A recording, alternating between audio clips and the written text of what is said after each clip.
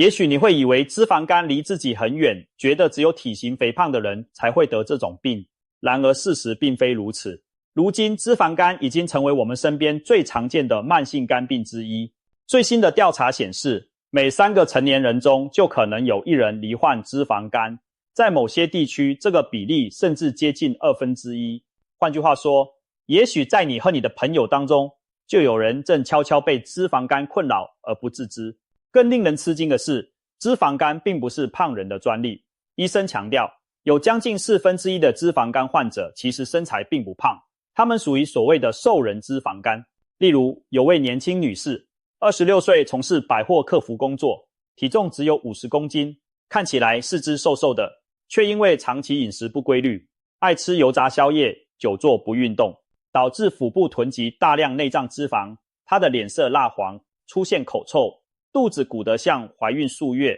外表看起来比实际年龄苍老许多。直到体检时发现肝脏表面粗糙，有明显脂肪肝迹象，她才惊觉问题的严重。由此可见，脂肪肝和体重不一定直接挂钩。瘦人如果生活方式不健康，一样会中招。那么，脂肪肝到底是什么？简单来说，脂肪肝就是肝脏里堆积了过多的脂肪。正常人的肝细胞中也会有些许脂肪，但比例通常很低。如果脂肪占肝脏重量的 5% 以上，就可称为脂肪肝。这种情况可能由饮酒过度引起，称为酒精性脂肪肝。若是与饮食和代谢有关，则称为非酒精性脂肪肝。随着生活条件改善和饮食西化，后者如今更加普遍。许多人平时不觉得身体有异样，因为脂肪肝不痛不痒，没有明显的不适感。肝脏是个沉默的器官，没有痛觉神经，即使受到损害也不会马上抗议。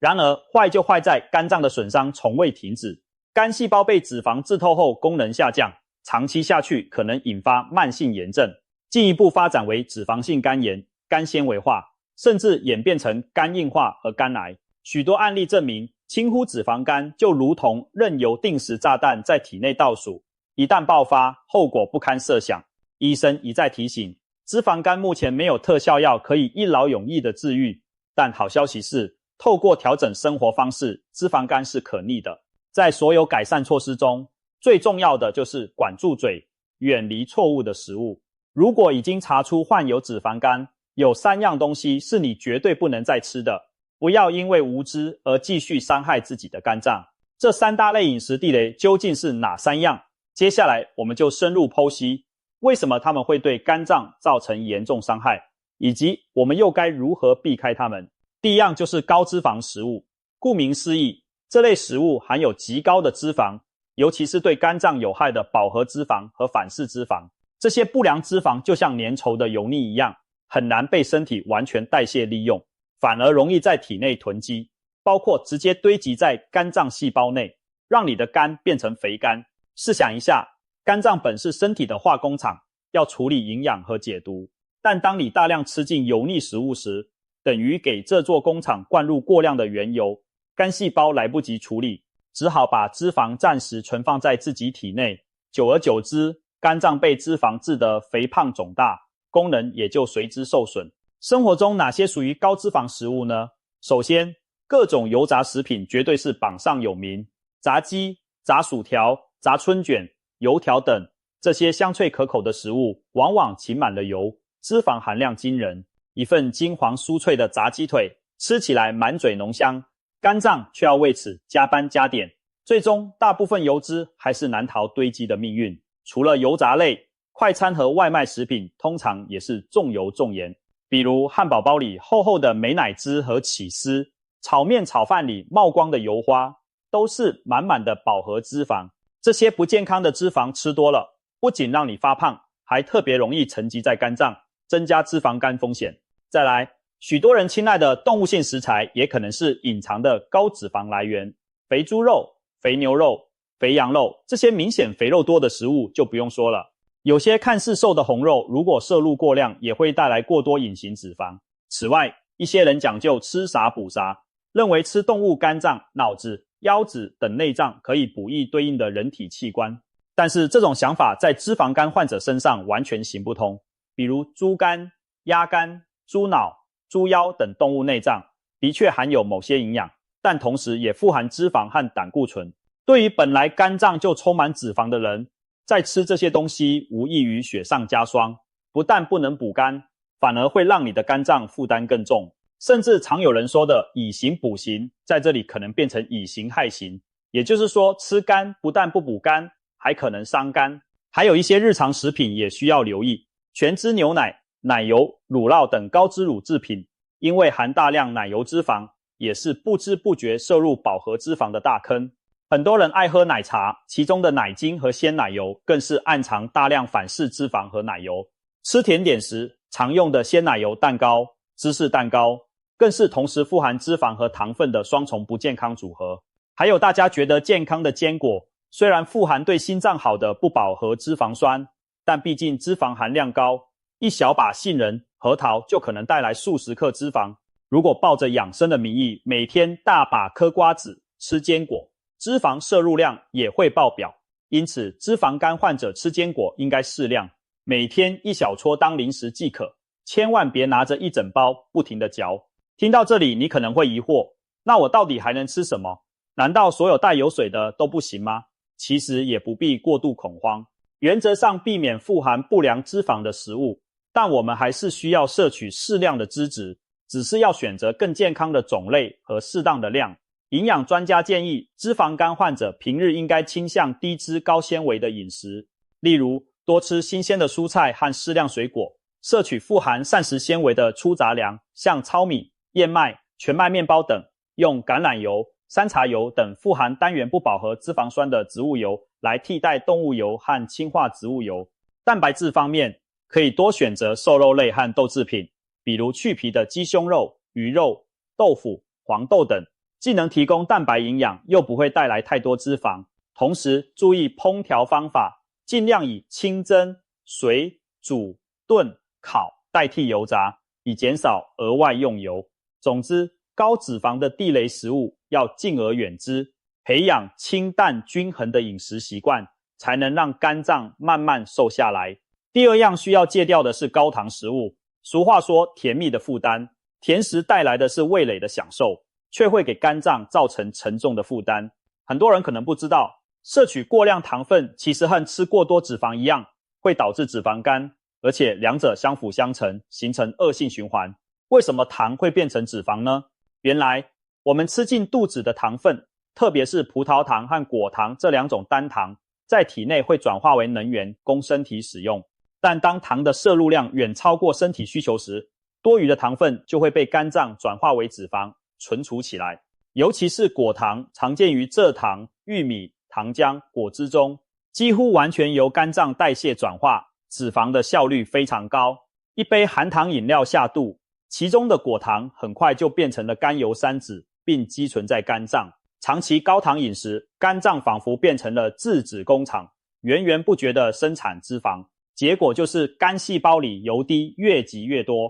另外，高糖饮食往往导致热量摄入超标和体重上升。糖本身虽然不是脂肪，但过多的糖让胰岛素长期处于高位，促进脂肪合成，同时抑制脂肪分解。久而久之，人会变胖，肝脏也会囤积更多脂肪。更可怕的是，脂肪肝和第二型糖尿病常常是双胞胎兄弟。脂肪在肝脏和内脏堆积，会引发胰岛素阻抗，让血糖代谢失控。研究显示，脂肪肝患者日后罹患糖尿病的风险比一般人高出 1.5 倍到2倍。这种转变往往无声无息，等发现时可能已经同时背上了脂肪肝和糖尿病两座大山。因此，为了肝脏健康，也为了预防糖尿病，我们务必要控制摄糖量。那哪些是典型的高糖食物呢？首先，肉眼可见的各种甜食，例如糖果、巧克力、蛋糕、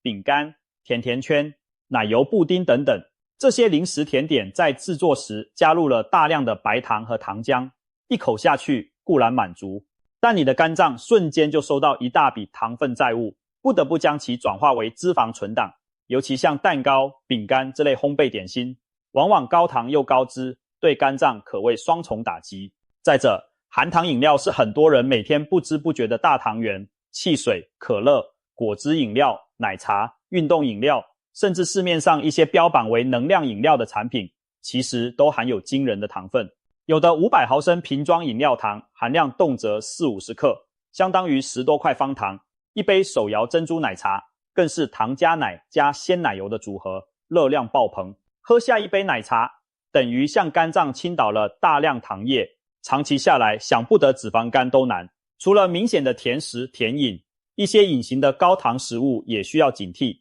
比如糕饼面包类、白面包、蛋糕、甜面包，在制作时除了糖，还可能刷糖浆增加光泽，含糖量超乎想象。蜜饯和果干，很多人以为水果干是健康零食，但其实制作过程中常加入糖或蜂蜜浸制，而且果干因为去除了水分，糖分浓缩更高。一小把葡萄干或几块蜜饯入口，你已经吃下大量糖却不觉得，甚至某些调味酱料也含糖，例如番茄酱、烧烤酱、甜辣酱等，这些都可能让你不经意摄入不少糖分。高糖食物的危害除了造成脂肪囤积，还会加重肝脏的代谢负担，引发炎症反应，使脂肪肝更容易恶化。因此，脂肪肝患者对甜食真的要敬谢不敏。那是否表示从此一点糖都不能碰？其实无需走向另一个极端，少糖而非绝对无糖才是科学的态度。毕竟我们的大脑正常运转也需要一些葡萄糖，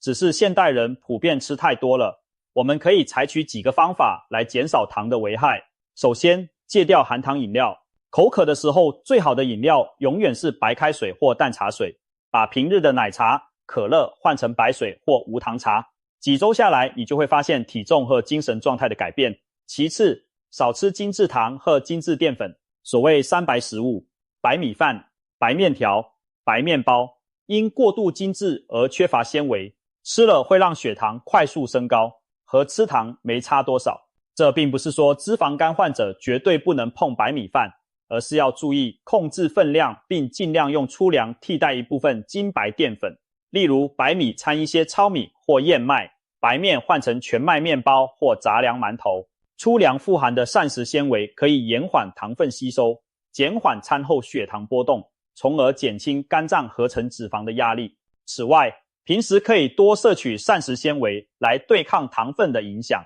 蔬菜、豆类、薯类和低糖分的水果，如莓果类、苹果、奇异果等富含纤维，不但增加饱足感，还能在肠道中部分拦截糖分，使其缓慢释放。高纤维饮食不仅有助控制体重，对改善脂肪肝的胰岛素抵抗状态也大有帮助。最后，如果嘴馋想吃甜，可以选择健康的代替品，例如把甜点换成新鲜水果。想喝甜饮时，自己用柠檬片、薄荷泡水增加风味而不加糖。如果真的想吃块蛋糕过瘾，也尽量选小份的、少奶油的，并且不要经常吃。总之，远离充斥添加糖的加工食品，把味蕾从过度甜蜜中拉回来，你的肝脏就能大大松一口气。第三样绝对不能碰的就是酒精。常言道喝酒伤肝，这句话对脂肪肝患者而言更是至理名言。酒精是肝脏的大敌，因为肝脏是分解酒精的主要场所。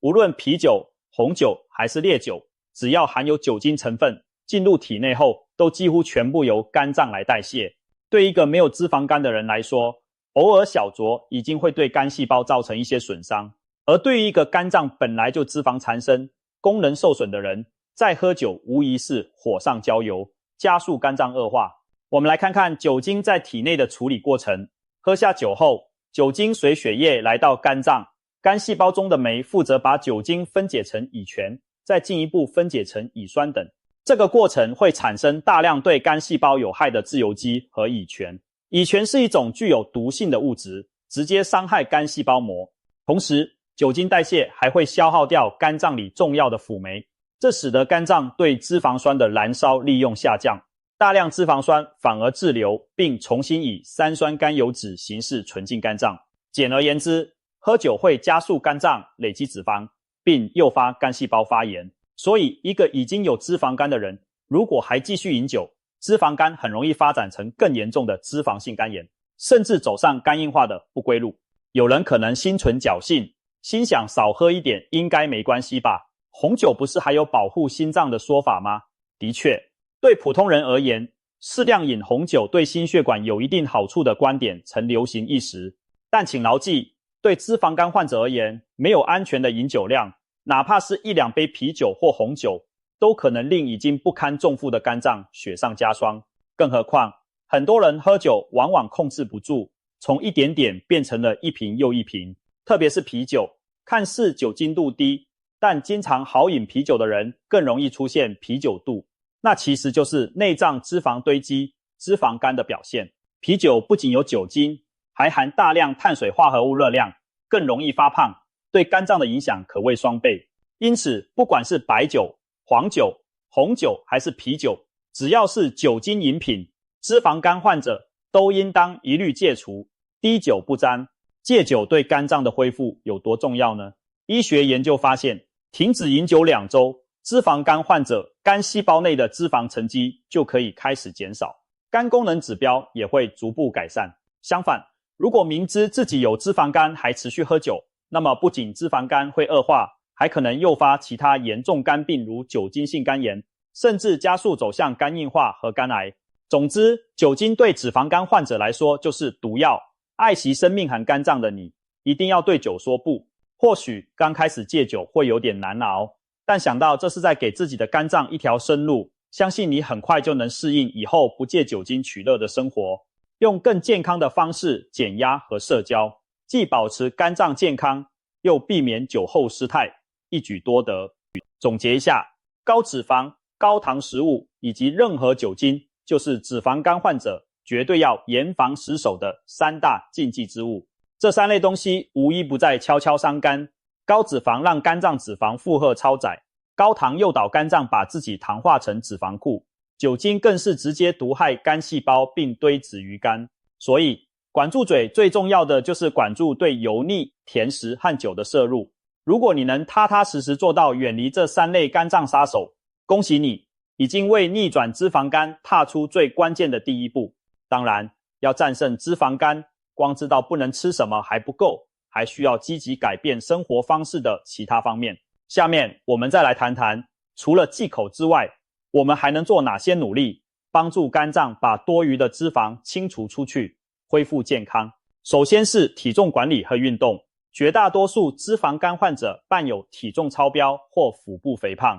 即使没有明显发胖，多半也属于运动不足的隐性肥胖体质。减重对改善脂肪肝非常有效，减掉体重的 5% 到 10%， 往往就能使肝脏脂肪显著下降，肝脏发炎指标也会改善。因此，如果你体重超重或肥胖，制定一个切实可行的减重计划吧。减重不宜过快，过度节食反而可能伤身。每周减重 0.5 到1公斤是比较安全的范围，配合运动来减重，效果更佳。而且运动本身就能直接减少肝脏脂肪。哪种运动有助于减轻脂肪肝呢？有氧运动被公认为最有效的选择之一，快走、慢跑、骑自行车、游泳、跳舞、健身房有氧课程等，这些都属于有氧运动。关键是在运动时让心跳加快，微微出汗并持续足够时间。专家建议每周至少进行150分钟中等强度的有氧运动，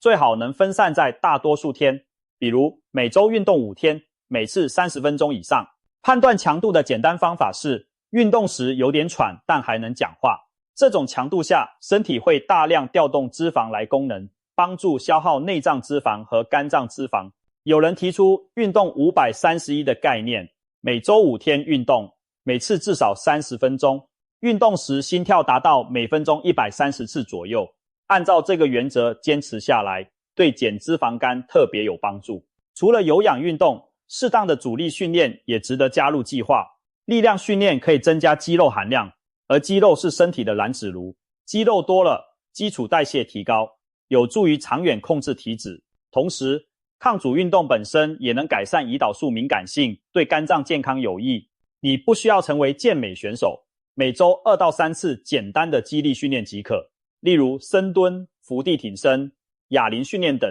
让主要肌群有点酸胀感即可。需要提醒的是，脂肪肝患者开始运动时一定要量力而为，循序渐进。刚开始可以从每天散步20分钟起步，逐渐延长时间或提高步行速度。再慢慢尝试慢跑或其他运动，避免一开始就剧烈运动，以免身体不适或受伤。贵在恒心，持之以恒的中等强度运动才能真正把肝脏里的脂肪一点点燃烧掉。接下来谈饮食调整，我们已经知道该远离哪些不该吃的东西，但同时也要讲究吃哪些对肝脏有利。原则上是高纤维、适量蛋白、低糖低脂的均衡饮食，多吃蔬菜，特别是深色蔬菜，例如菠菜、花椰菜、甘蓝等，和富含抗氧化物的蔬果，如莓果、番茄、柑橘。有研究指出，饮食中摄取类黄酮等植物营养素，有助于降低脂肪肝的风险。类黄酮广泛存在于各种鲜艳的水果蔬菜中，例如苹果、葡萄、橘子、蓝莓，以及茶叶、洋葱、深绿色叶菜等。这些食物不仅营养丰富，还可能透过抗氧化抗炎作用来保护肝脏。尤其水果建议连皮吃，因为果皮中常含有更高浓度的类黄酮等植物化学物。蛋白质对肝脏细胞的修复也非常重要，但要选对来源。建议脂肪肝患者多选择植物性蛋白和优质白肉，例如黄豆制品，例如豆腐、豆干、豆浆是很好的蛋白来源，富含必需氨基酸，且几乎不含胆固醇，对肝脏负担小。鱼肉和去皮鸡肉、火鸡肉等禽类属于白肉，脂肪较红肉少，也提供丰富蛋白质和 Omega-3 脂肪酸，有抗炎作用，可以适量常吃。相对而言，红肉、猪、牛、羊应适度减少食用，尤其是培根、香肠、火腿这类加工肉，含有高饱和脂肪和添加物，对肝脏非常不友好，最好能避则避。另外要注意控制胆固醇的摄入，每周蛋黄、动物内脏的摄取量要有限制，否则也可能加剧脂肪肝相关的脂质代谢负担。再强调一下，饮水和作息，充足的水分对新陈代谢很重要，每天至少喝1500到2000毫升的水，约8杯水，可以帮助身体代谢废物，促进消化和循环，对肝脏排毒也有裨益。很多人平时不爱喝白水，但你可以尝试在桌上常备一杯淡茶或者柠檬水，不要等口渴才想起喝，一点点改变就能让身体时刻保持足够水分。作息方面，避免熬夜对肝脏康复极其重要。中医有肝胆相照，夜间11点到凌晨3点是肝胆修复时间的说法。现代医学也发现，良好的睡眠能降低肝脏脂肪堆积和发炎的风险。长期熬夜的人更容易出现代谢紊乱，对已有脂肪肝的人更是雪上加霜。试着让自己在晚上11点前上床睡觉，保持7到8小时的优质睡眠，给肝脏足够的时间进行自我修复。早睡早起，规律作息，听起来简单，却是养肝护肝的基础。最后要提醒大家的是，不要轻信市面上号称能快速治愈脂肪肝的偏方或保健品，什么神奇药丸、排肝毒茶饮，多半没有科学根据，甚至某些所谓护肝保健品本身可能损害肝脏。曾有肝病患者因长期服用草药补品导致药物性肝炎的案例，值得引以为戒。脂肪肝的康复没有捷径，关键还是在于调整饮食，坚持运动和控制体重。医生可能会在需要时给予像维生素 E、胰岛素增敏剂等药物辅助治疗，但这都要在医生指导下进行，切忌自行乱吃药。也不要因为某些网络传言就盲目忌口所有油和肉，那样反而可能营养不良，得不偿失。均衡饮食、适量运动、良好作息、定期复查，才是对抗脂肪肝的王道。说了这么多，无非是希望大家明白，脂肪肝并不可怕，只要我们肯下决心改变生活方式，它是完全有机会逆转的。肝脏是我们身体里唯一一个可以自我再生的器官，只要损伤不是太晚期，给它好的条件，受损的肝细胞就能慢慢被新生的健康细胞取代。我们看过许多成功的案例，有人调整饮食加运动，坚持3个月，肝脏中多余的脂肪减少了将近 20%， 肝功能指标恢复正常。也有人戒酒半年后，肝脏脂肪大幅减少，整个人精神焕发起来。这些例子都证明，脂肪肝并非不可战胜，而我们手中就握有最好的药方，那就是健康的生活方式。回过头来再看看开头提到的那位年轻女士，在医生的帮助下，他痛下决心改变自己。他戒掉了夜晚的鸡排薯条，把宵夜改成水果和优格，白天3餐定时定量，再忙也会吃点蔬菜和蛋白质。每天下班后去公园快走40分钟，代替追剧时间。周末还参加了游泳班，加强运动。3个月后再去复查时，他的脂肪肝明显好转，肚子小了1圈，体重也下降了5公斤，气色红润了许多。更重要的是，这位女士养成了健康生活的习惯，不再回头暴饮暴食，久坐不动。她的肝脏功能指标最终恢复正常，脂肪肝被成功逆转。看完她的故事，你是否也深受鼓舞呢？脂肪肝其实就是一面镜子，映照出我们生活方式的问题，同时它又像一个警报器，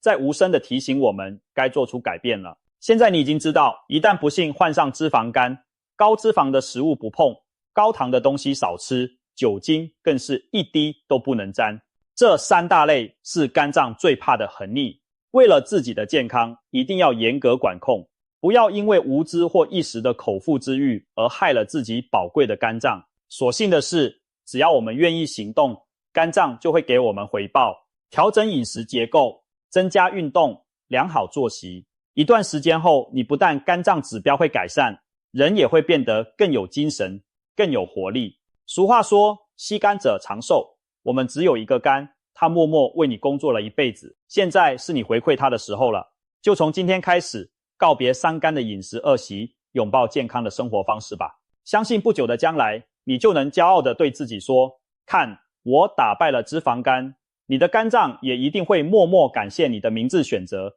让健康与你长相伴。